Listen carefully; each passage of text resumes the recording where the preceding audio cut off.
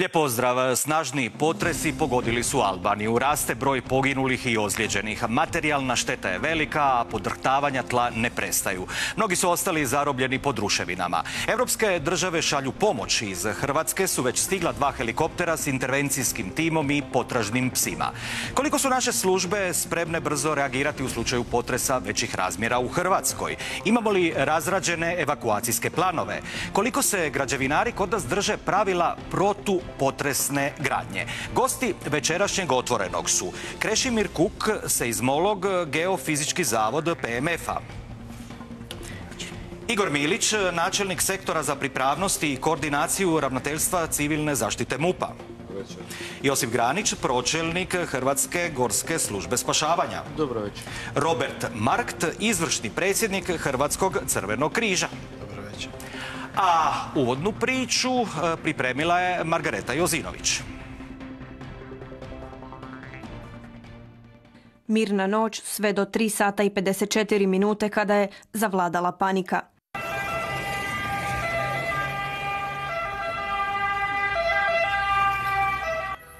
Vrlo jak potres dogodio se između luke Drač i prijestolnice Tirane magnitude 6,4 prema Richteru. Niz slabijih potresa izvukao je građane na ulice. Zbog štete na terminalu zatvoren je aerodrom u Tirani, a nisu radile ni škole. Ne sjećam se ovakvog potresa još od 1979. Nikada nije bilo ovako. Kad je potres udario, nestala su svjetla, nismo vidjeli ništa, sve se raspadalo i drobilo.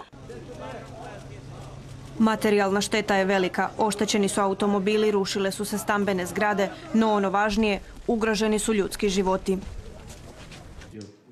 Bio sam u krevetu i otišao u sobu vidjeti djecu. Tada su na mene pala vrata. Ozlijeđeni su mi obje ruke. Bio je to horor. Neki stanari ostali su pod ruševinama. Iz jedne u Draču spašeno je dijete. I dok neki plaču od sreće jer su pronašli svoje, drugi tuguju jer njihovima traga još nema. Broj poginulih raste iz minute u minutu. Do sada je pronađeno najmanje 22 mrtvih, među kojima ima i djece, a ozlijeđenih je više od 600. Rano jutros počelo je raščišćavanje ruševina i potraga za preživjelima. Pogođeno područje obišao je i premijer Edi Rama.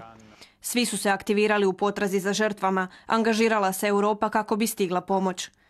Spasilačke timove poslale su Grčka, Italija i Srbija, Crna Gora pa i Hrvatska.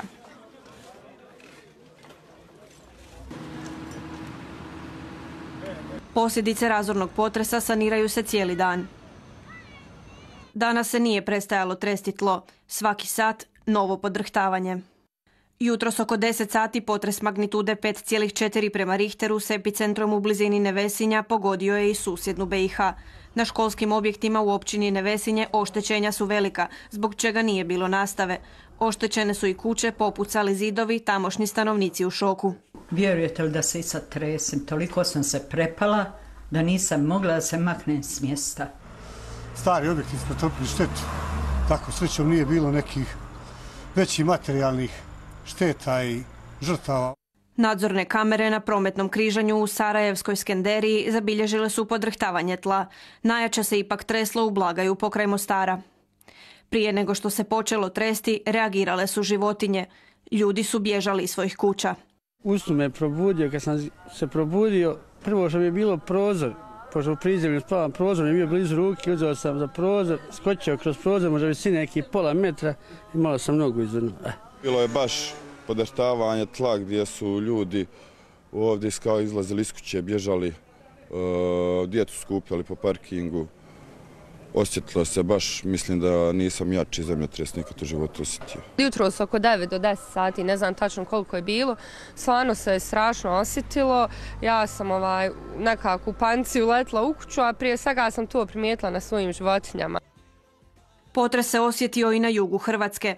Jače podrhtavanje tla osjetilo se 2 puta u Dubrovniku. Prvi put u 4 ujutro kada se probudio dio građana. Ono u 10:20 bilo je još jače, srećom bez materijalne štete. Jesam, bilo je strašno i nije mi bilo svejedno. Prilično je treslo, kaže koliko 6-7 sekundi, meni se čini da je bilo više, samo znate kad ležite da je to sve drugačije. I mogu vam reći da je mene dosta treslo, da sam ja baš dobro osjetila. Kako nisam jedna, u 4:10 prvi. A nisam jutros, u 7 je bio, kažu. Bio je gadan. I vjerojatno ne i posljednji. Stručnjaci ističu da se na ovim područjima koja su seizmički aktivna mogu očekivati novi potresi.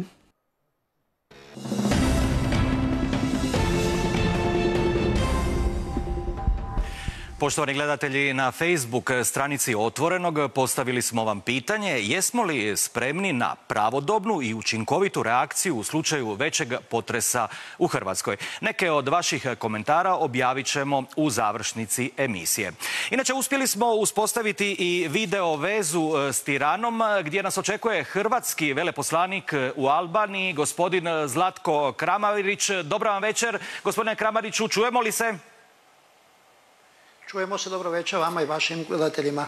Evo, prije nego nam opišete trenutačno stanje u Albaniji, zanima me raspolažete li s posljednjim podacima vezano uz hrvatske građane na tom području, jesu li na sigurnome? Pa što se tiče hrvatskih građana, to je bolji dio ove doista stravičnog dana. Svi hrvatski građani su sigurni, nitko nije ozlijeđen, nitko, na sve informacije, kažem, mi smo u stalnim kontaktima s njima. Ali budući da tlo i dalje podrhtava, treba biti doista oprezan. Evo, mislim da je u ovih pola dana zabilježeno preko 40 što većih, što manjih potresa, tako da doista možda nas opet čeka jedna burna i teška noć. Cijeli dan pratite situaciju na terenu. Što se u ovim trenucima zapravo događa? Gdje je najteže? Spustila se noć, padaju i temperature.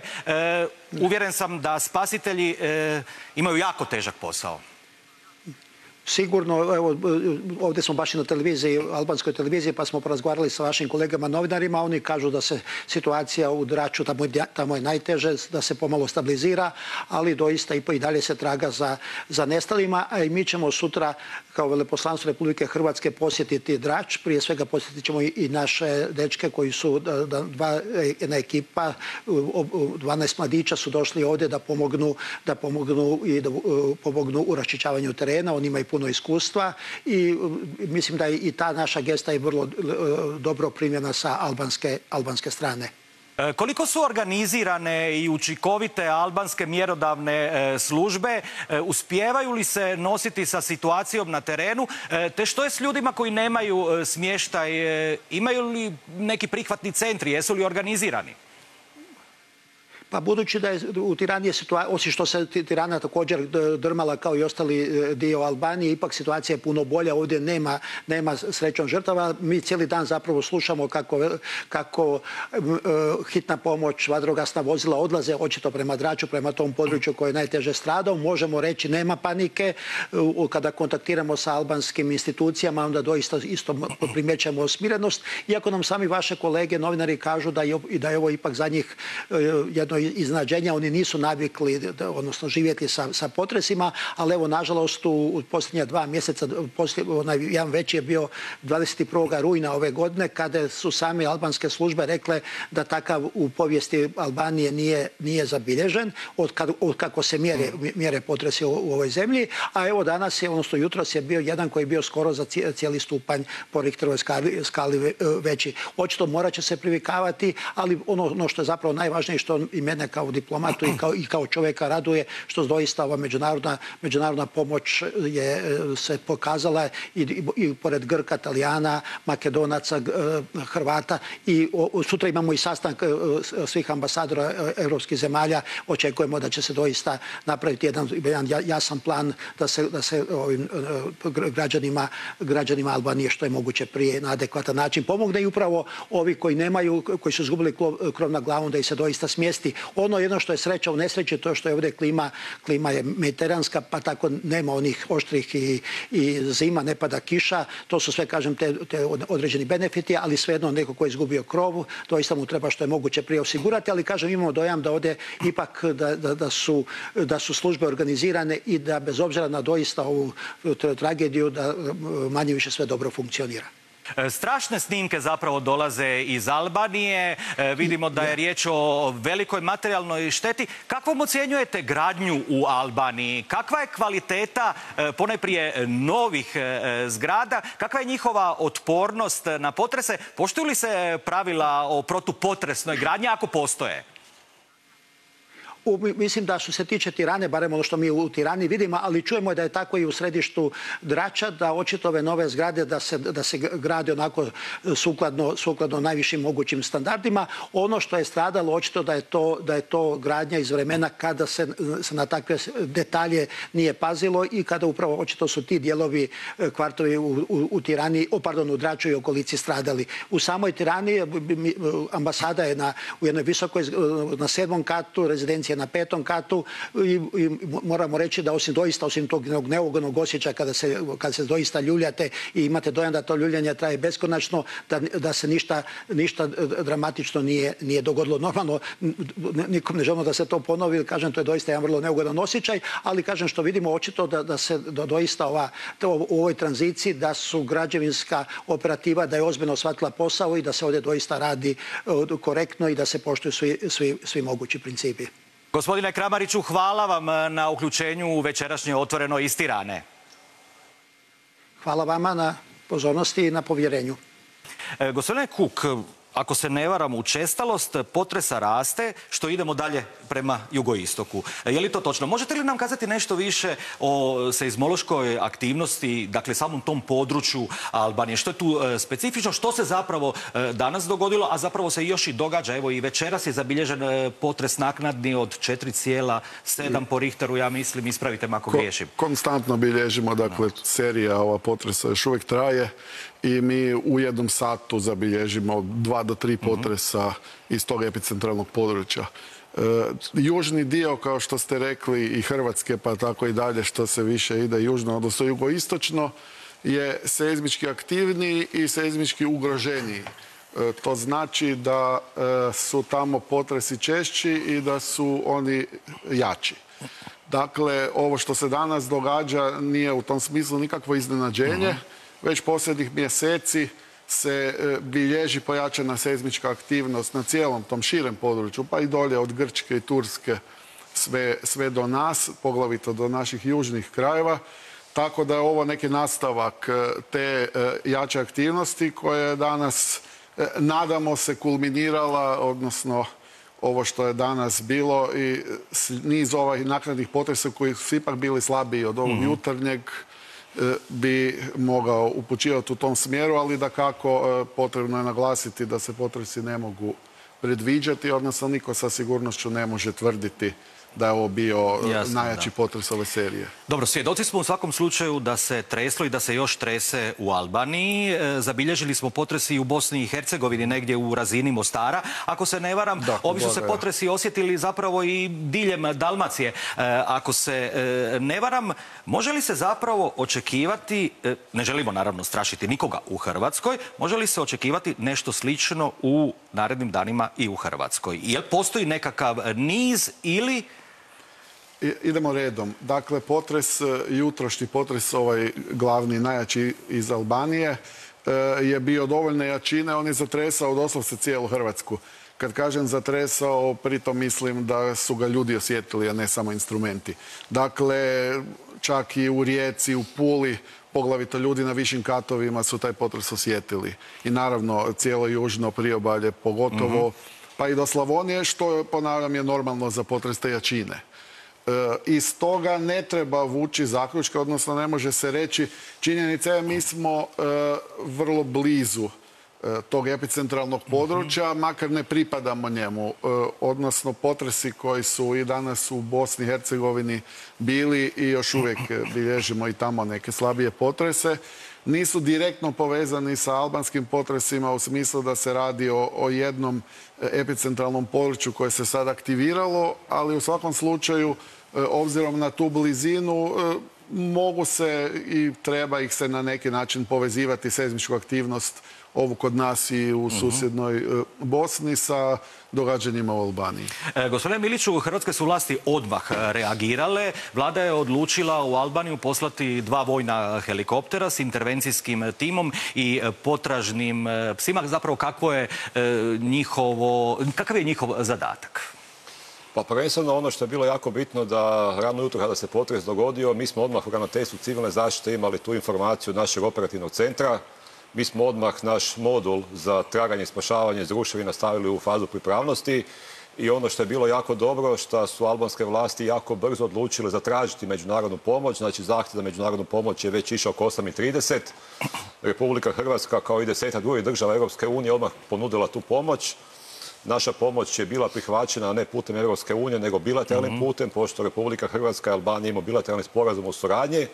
I odluka vlade je bila da se pošalje državna intervencijska postrojba civilne zaštite, 15 ljudi sa 8 potražnih pasa i da ti naši spasioci budu prevezeni u Albaniju sa 2 transportna helikoptera Hrvatske vojske i oni su negdje oko 2 sata krenuli prema Tirani. Tamo su uspješno stigli negdje oko pola 7. Odmah su dočekani od strane policije Albanije i prebačeni su u Drač. I sad su tamo raspoređeni i već su uključeni u aktivnosti traganja i spašavanja. Jasno. Idemo odmah u Drač. Uspjeli smo uspostaviti u međuvremenu vezu i s našim kolegom Vickom Dragojevićem. Vicko, nalaziš se u Draču. Kakva je situacija? Što si sve zatekao? Je li naš intervencijski tim već raspoređen na terenu? Obavljaju li svoje zadaće? Drač ne spava. Drač večeras neće spavati. Odmah kad smo stigli večeras ovdje primijetili smo da je cijeli Drač, svi stanovnici su na ulicama. Za početak to je od straha, od potresa velikog potresa koji se dogodio jutros, ali cijeli dan ovdje trese. A s druge strane i albanske vlasti upozorile su sve građane, nemojte stajati u svojim zgradama, izađite vani i najvažnije od svega, očistite probetice tako da žurne službe mogu stići. Nalazimo se ispred jedne od ruševina zgrada. Dakle, kao što vidite, ovo je bila jedna novogradnja, od nje nije ostalo praktički ništa. Od kada smo mi ovdje stigli prije par sati do sada, neprestano se radi, neprestano se suškava i pokušava se pronaći bilo koga ko bi mogao ostati sakriven ispod svega ovoga što je ostalo. Stigli su hrvatski timovi i odmah su krenuli s radom. S nama je ovdje zapovjednik državne intervencijske postrojbe civilne zaštite Mladen Vinković. Evo, stigli ste u Drač, odmah ste krenuli, stiglo vas je 15 i 8 pasa. Tako je, svi nas 15, 8 pasa, laki tim za traženje u ruševinama sa psima i uređajima za traganje. Cilj nam je što prije locirati žrtve i pronaći, vidjeti kako su u stanju, da onda sljedećim timovima možemo reći gdje se oni točno nalaze i da krenu u spašavanje, pogotovo za one teške timove koji će biti sigurno potrebni. Evo, do prije 10 minuta bili smo ispred jedne zgrade koja je potonula. Rekli ste odmah kad ste stigli, psi su nešto pronašli.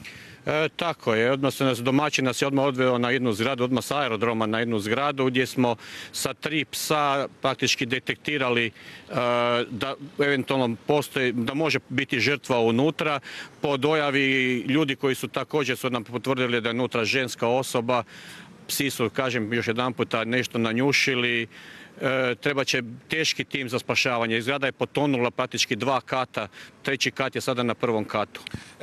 Rekli ste mi, mnoge države su poslale svoju pomoć, među ostalim Hrvatska. Psi su od zapravo presudne važnosti. Tako je, bez psa se ne može ovakva rušenja kao što vidimo iza nas pronaći žrtva unutra. Može se kopati, ali sa psom se može locirati i potvrditi da li ima, a onda kasnije sa sofisticiranom opremom za traganje kao što su vibrofon, vibroskop, možemo točno odrediti žrtvu gdje je pa stupiti možda čak i eventualno s njemu kontakt tako je pri svijesti. Pred vama je besana noć. Tako je, očekujemo da ćemo dati maksimalno od sebe i radit ćemo cijelu noć. Evo, već smo na drugoj zgradi, 5-katnica i cijeli tim će tamo danas pretraživati. Dalje ćemo vidjeti kad to završimo, kud će nas domaćin dalje odvesti. Evo, kao što ste čuli, večeras će cijelu noć biti iznimno aktivno, ovdje će se raditi. Broj žrtava stalno raste, sada je preko 20, broj ozlijeđenih je preko 600-700 i taj broj stalno raste.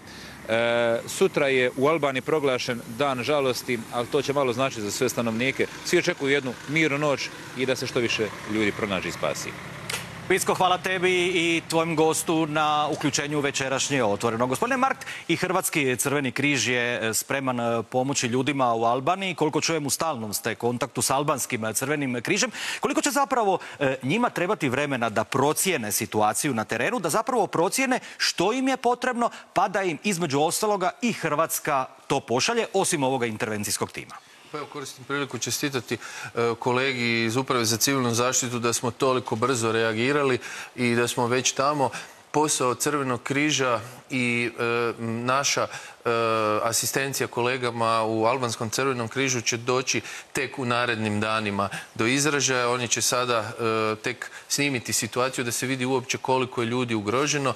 Da nadopunim informaciju koju smo dobili direktno iz Tirane. U Draču je na nogometnom igralištu Albanski Crveni križ postavio šatorsko naselje.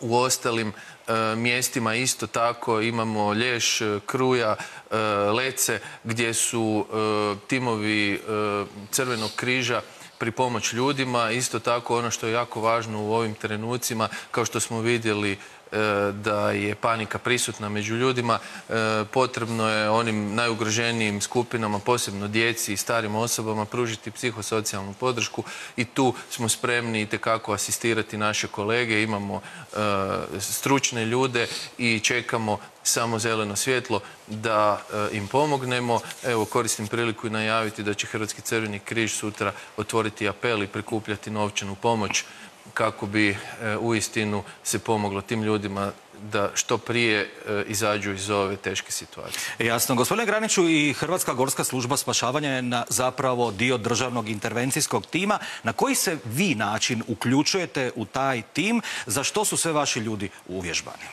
HGSS je, kao i druge organizacije, dio državne intervencijske postrojbe i u ovom 15-članom timu su i naši članovi koji su otišli dolje predstaviti Republiku Hrvatsku i to mi je iznimno drago. Kako je gospodin Mark čestitao, moram i ja stvarno reći da je ovo jako brza i jako dobra reakcija Republike Hrvatske.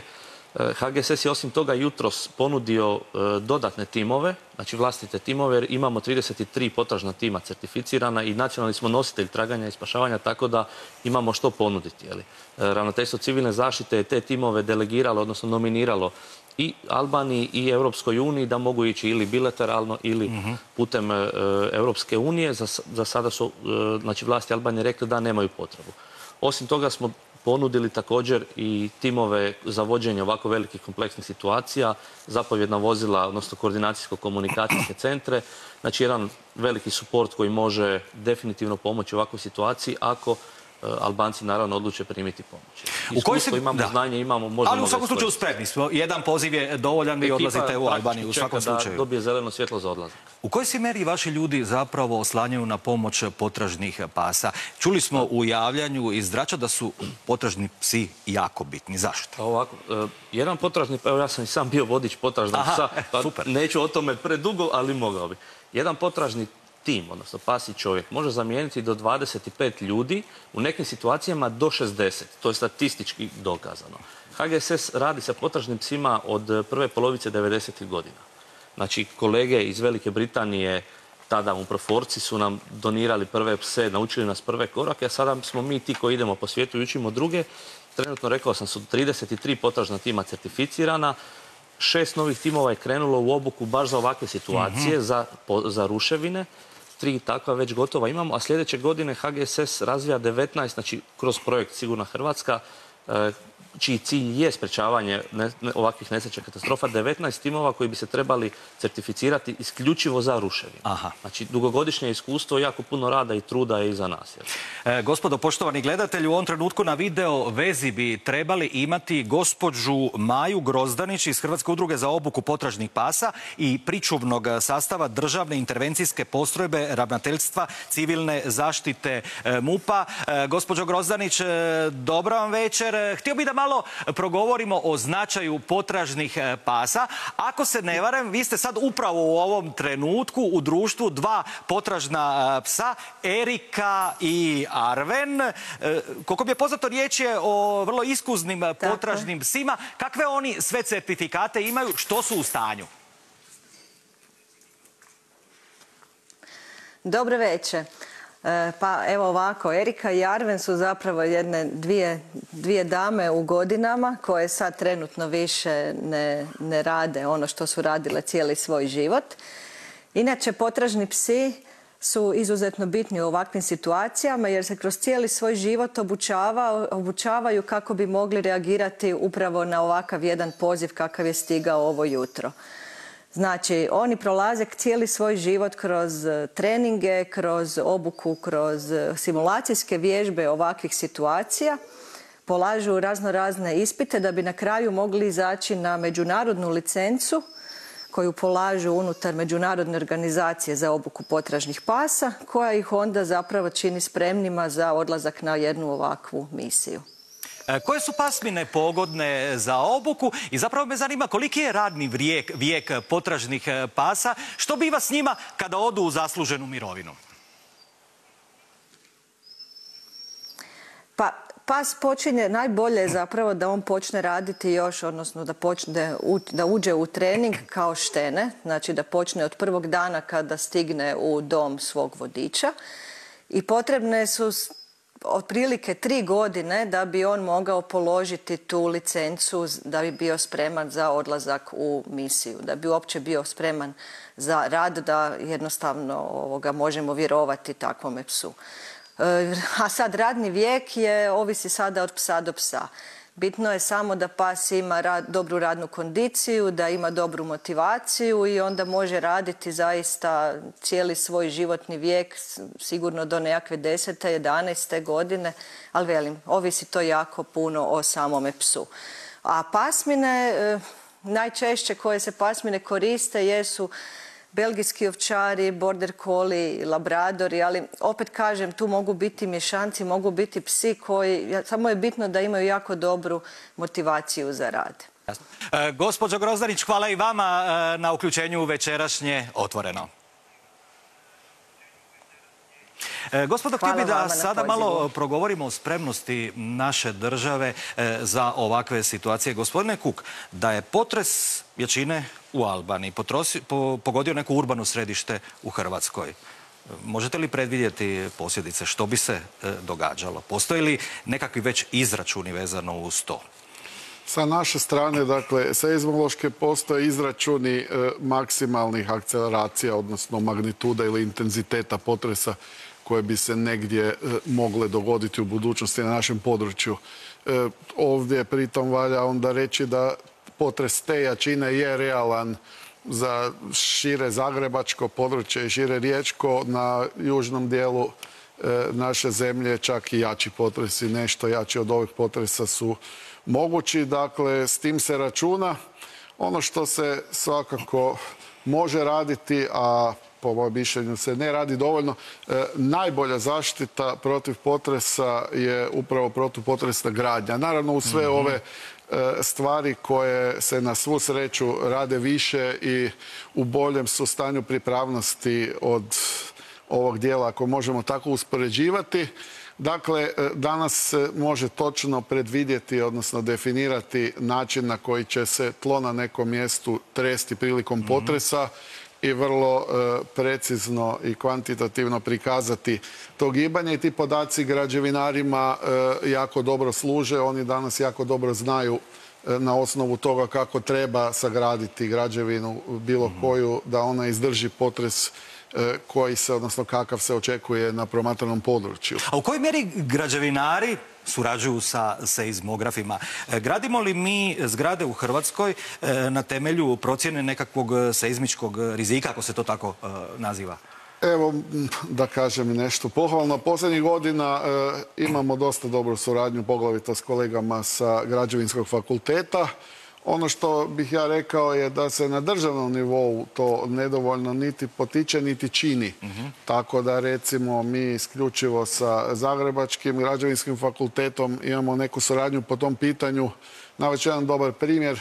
Prije 10 godina zajednički projekt je bio intereuropski, bili su dakle Italija, Hrvatska, Slovenija, Makedonija unutra uključeni i prikazana, odnosno usvojena i tada isprobavana i testirana jedna relativno nova tehnologija, da tako kažem, odnosno pristup mjerenju dakle tla na osnovu kojeg se određuju karakteristike tla, odnosno zgrada, vlastiti periodi zgrada.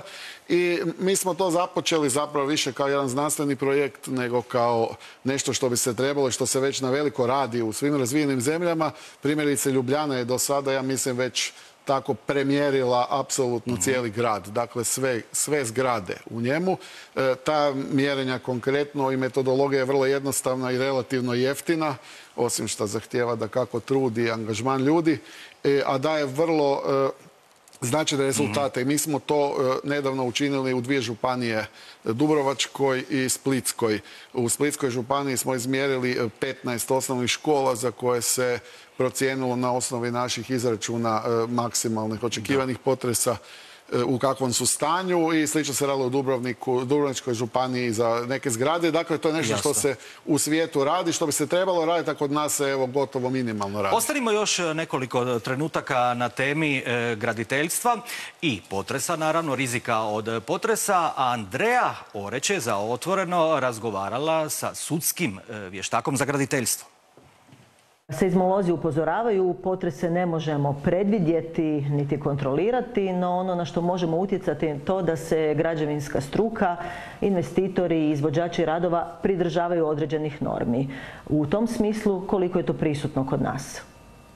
Bitno je da sve što se gradi, da podliježe kontroli, da se gradi u skladu sa propisima, da postoje statički računi i da se postojeće zgrade, odnosno postojeće građevine, ne narušavaju njihova statika, što je vrlo često kod nas slučaj, da se nakon dobijanja dozvola ili na starim zgradima vrše nelegalne rekonstrukcije. Koliko su takve nelegalne rekonstrukcije opasne? One se vrlo često rade bez ikakve dokumentacije, bez statike i izuzetno je opasno boraviti u takvim zgradama. Što je sa građevinama koje su starijeg datuma gradnje u Hrvatskoj, koliko su one sigurne? Što se tiče starijih građevina, pogotovo onih tamo prije 64. godine, tu nisu bili toliko propisi kao što su danas. Znači, nisu se uzimali tako strogi standardi, a pogotovo starije zgrade iz 19. 18. stoljeća su dosta ugrožene. U slučaju nekog jačeg potresa predviđeno je sigurno da bi dobar dio takvih zgrada nastradao. Svojedobno ste prije nekoliko godina prilično niskim ocjenama ocijenili stanje sigurnosti zgrada u Zagrebu. U prosjeku su dobile ocjene tako, 2 do 3, neke su čak ocijenjene jedinicom. Iz kojeg razloga? O kojim se građevinama radi? Uglavnom smo tada razgovarali o zgradama u samom centru grada, znači radilo se o starijim građevinama gdje se nalaze institucije, a to su sve građevine koje su građene početkom 20. i krajem 19. stoljeća, gdje nisu bili takvi propisi kao što su danas. Pogotovo su opasne one građevine u slučaju potresa gdje su pregradni zidovi uklanjani i gdje se radi potrebe korištenja prostora uklonjeni nekakvi i nenosivi i nosivi zidovi da bi se stvorio veći prostor. To je pogotovo u samom centru grada vidljivo kod nekakvih starih zgrada gdje se nalaze dole lokali, dućani. Vidite da su oni potpuno jedan open space i takve zgrade su jako osjetljive na potres zato jer se kod potresa javljaju te horizontalne sile i ukoliko nema nekakvog sača, nekakvih pregradnih zidova koje to pridržavaju, onda lakše dolazi do rušenja takvih kuća.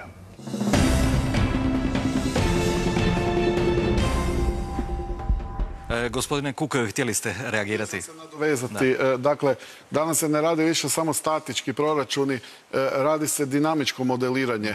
Dakle, već sam spomenuo, mi dajemo sliku ili prethodnog već zabilježenog gibanja tla, odnosno zgrade prilikom potresa, ili takozvane sintetičke akcelerograme koji su teorijskim modelima dobiveni. Na osnovu tih naših ulaznih parametara građevinari rade dinamičke modele, dakle promatraju građevinu, kako će se ona ponašati prilikom potresa i dobivaju odmah sliku jasnu koji zidovi su, kad naravno u model se unesu građevinski faktori tipa betona, debljine zidova, količina katova i svega druga. Iz toga se dobiva super model koji je vrlo moćan, samo se nedovoljno to primjenjuje. Jasno. Gospodine Miliću, u slučaju razornijeg potresa u Hrvatskoj, znaju li svi veći gradovi u Hrvatskoj što im je činiti? Zapravo me zanima, imaju li naša veća urbana središta detaljno razrađene te krizne planove, evakuacijske planove? Znaju li zapravo građani što im je činiti u slučaju, recimo, da se ovako trese, gdje je neko mjesto okupljanja, kakva je komunikacija s građanima? Ona bi trebala biti kvalitetna, da građani ne bi bili u panici. Slažem se u potpunosti. Mi u sustavu civilne zaštite u biti možemo reći da imamo dva temeljna dokumenta koja se rade kako na razini države, tako na razini županija, gradova i općina. Prvi dokument je procjena rizika koja u biti identificira prijetnje i kvantificira rizike, da li su oni prihvatljivi i neprihvatljivi. Upravo sada 7. studenoga Vlada Republike Hrvatske je donijela novu procjenu rizika od katastrofa za Republiku Hrvatsku, gdje su identificirani i kvantificirani svi rizici. Potres je jedan od neprihvatljivih rizika i ono što nama ta procjena daje za mogućnost je da kroz strukturne fondove razvijamo projekte da te rizike smanjimo. U dijelu postupanja... Mislim, na koji se način smanjuju ti rizici? Pa mi gledamo smanjevanje rizika kroz strukturne, ne strukturne mjere. Strukturne mjere su ovo što je govorio isto profesor Kuk, da mi možemo uložiti u objekte za koje smatramo da su rizični, da će se srušiti zbog potresa i normalno to su ulaganja koja treba neko izdvojiti i onda uložiti u objekte koji su nam od važnosti, kao što su bolnice, kao što su škole, kao što su vrtići, da ti objekti izdrže potres koji je najveći procijenjen na tom području. A u dijelu postupanja, isto na svim razinama sustava, razvijamo planove djelovanja. Ti planovi djelovanja uključuju mjere spašavanja, traganja, evakuacije, zbrinjavanja. Normalno da je cilj svake lokalne samouprave da te planove radi transparentno, da budu otvoreni i da budu dostupni javnosti.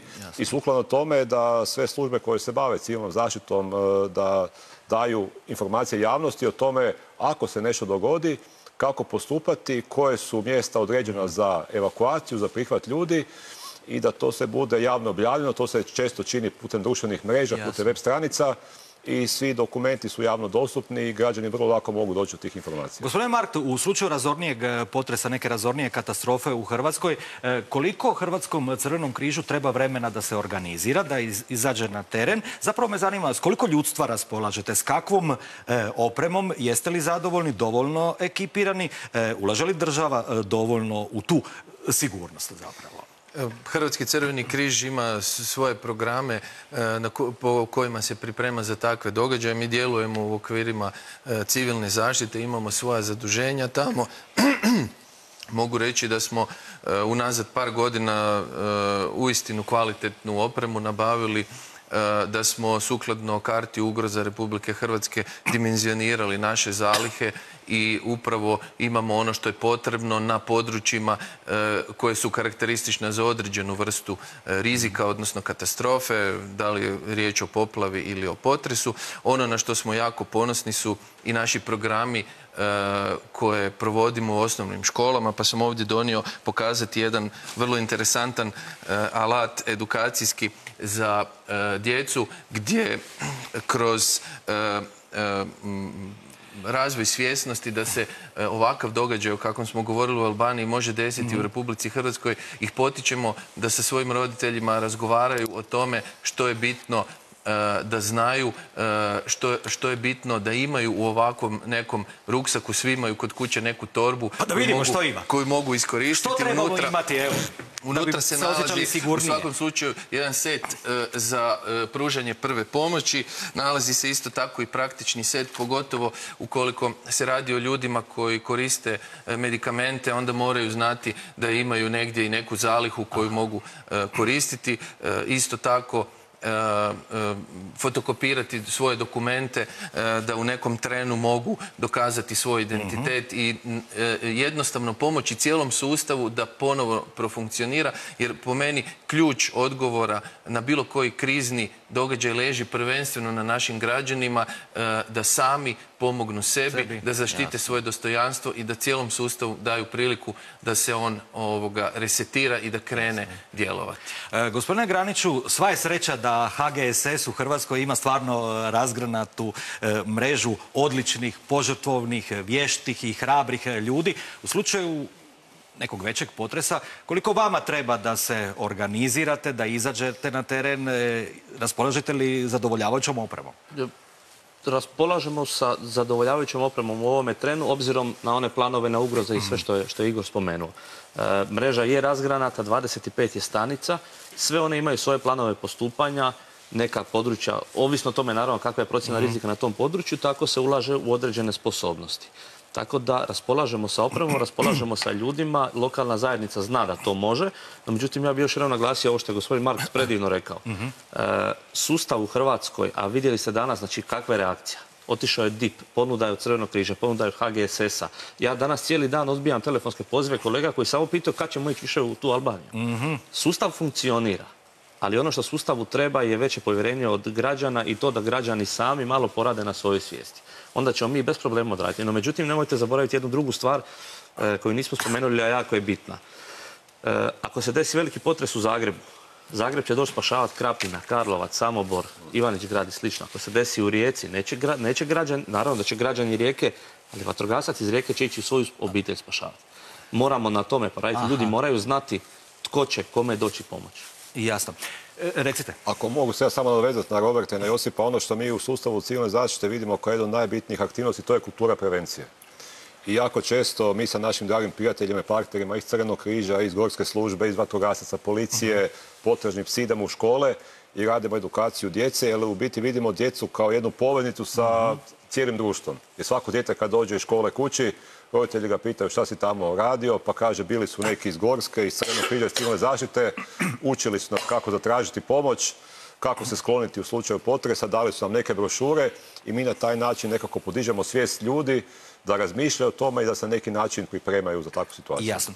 Poštovani gledatelji, na Facebook stranici Otvorenog postavili smo vam pitanje jesmo li spremni na pravodobnu i učinkovitu reakciju u slučaju većeg potresa u Hrvatskoj. Pa čujmo neke od vaših komentarija. Marijan Lucić, nisam siguran, kod nas se uvijek čeka nesreća da bi se poslije pametovalo i rješavalo. Pogledajte požar u Splitu, vatrogasci nisu mogli doći do zgrade. Slobodan Šarić, kod nas je u prvom planu plan Pavla Kalinića, a to je da obuče odoru. Za sve ostalo molimo Boga da nam se ništa ne dogodi. To je jedina alternativa ili da si narod međusobno pomogne. Nenad Ašonja, ma kakvi spremni, pogledajte opremu vatrogasaca, pogledajte aparate u zdravstvu, pogledajte opremu policije, ali bitno je da se svake 2 godine mijenja kompletni vozni park vlade. Ivana Gabelić, 2 riječi koje su bile u Socijalističkoj Republici Hrvatskoj i Jugoslaviji, a nema ih u Republici Hrvatskoj, ono i DSZ.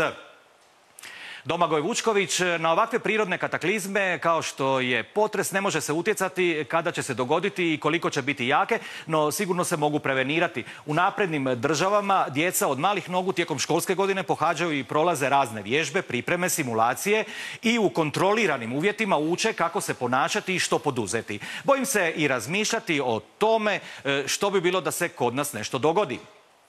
Carmen Tureček. Hrvatska je u principu dosta dobro organizirana, uvijek može bolje. Segment koji nam nedostaje sigurno je hitna helikopterska medicinska služba koja u redovitom poslu spašava ljude na otocima, gorama i cestama, a u izvanrednim situacijama kao što je potres je pod komandnom civilne zaštite i evakuira stradale te doprema pomoć. Evo, gospodo, u samoj smo završnici. Možda želite reagirati na ove komentare, gospodine Miliću, ili je to samo kriva percepcija naših građana? Pa ja bih rekao da je zanimljivo čuti šta naši građani misle o tome.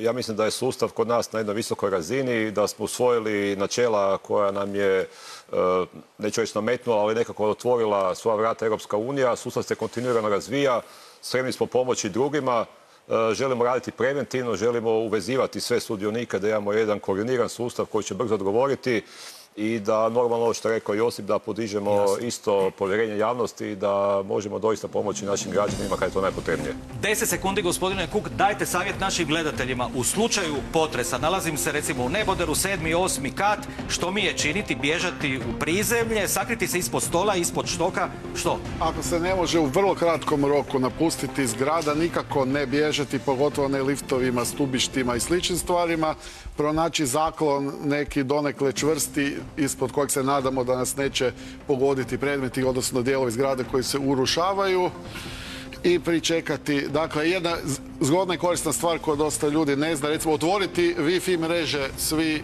na maksimalno otvoreno, da se potencijalni stradalnici mogu prikopčati za bilo kojim aparatima na bilo kojoj mreži. I tu stajemo, gospodo, hvala vam na pruženim večeras informacijama u emisiji Otvoreno. Poštovani gledatelji, vama hvala na pozornosti. Lijep pozdrav i laka vam noć.